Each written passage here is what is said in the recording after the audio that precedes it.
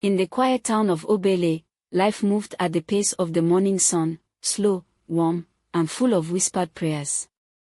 At the heart of the town were two happily married couples, among them Ikenna and Doris. Ikenna, a lively young trader known for his booming laughter and generous heart, ran a provision store at the market square. That was where fate brought Doris to him, on one of her breaks from the NYSC program. She had walked in to buy sachet milk and left with a piece of his heart. Their love blossomed like the orange trees behind Ikenna's shop. By the next rainy season, they were married in a small ceremony that smelt of fresh rain, hot jollof, and dreams. A year later, joy flooded their lives when Doris became pregnant, with twins. The entire town celebrated, believing it was a divine blessing. But not all blessings come without shadows. The day of delivery was long and painful. Doris was pale and trembling by the time the cry of the first baby rang out, a girl. But the second baby never cried. Her skin was cold. Her eyes never opened. The silence of the second twin was louder than the wail of the first. They named the living child Stella, meaning star. To them, she was the light that survived the storm. They raised Stella with care, pouring every ounce of love into her small, curious world. She was polite, well-behaved, and unusually calm. While other children played loudly, Stella preferred quiet corners and mirrors. She seemed to have no close friends, but she never appeared lonely. She was simply different. And they accepted her that way. Years passed. Everything seemed fine. Until she turned 16. It began as a normal school day. Stella had woken up on time, ironed her uniform the night before, and even packed extra food to share with her seatmate. But when she arrived at school, she found herself being punished for arriving late. Cynthia, the senior prefect, known for being overly strict, had decided to make an example out of her. After giving her a few strokes. "Next time, come early," she said sharply. "I'm tired of seeing your name on the latecomers list. You'll sweep the school compound as punishment tomorrow." Stella didn't argue. She apologized politely and went on with her day. The next morning, everything changed. Whispers started just after the first period. Teachers were walking briskly. The principal looked tense. And then the announcement came: Cynthia was dead. She had been found in the girls' toilet during morning break, her neck twisted at an unnatural angle.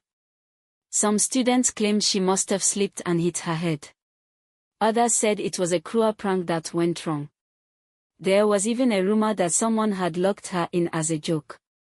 No one really knew what happened. The police were called. Questions were asked. But no suspects were named. No one had seen anything unusual. Stella heard the news during biology class. She blinked twice, thinking it was a joke. Wait, what? Her hands went cold. Cynthia. Dead. Just like that.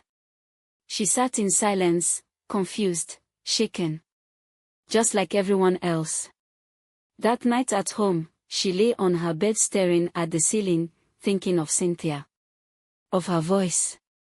Of the way she'd been so harsh just the day before, and now she was gone. Just like that. She didn't sleep much. The next day, school resumed quietly. No punishments. No loud laughter. The toilets near the science block were locked. No one ever figured out what happened. After Cynthia's sudden death, months later, a silence had settled over the school, not the kind that came from peace, but the kind that crept under doors and stayed in corners. The kind that washed. But time has a way of dulling even fear. By the start of a new term, students were back to laughing, teachers were assigning essays again, and the girls' toilet had been permanently sealed with a heavy chain and a laminated "Do Not Enter" sign. Life carried on. Or tried to. Then came Mr. Martins.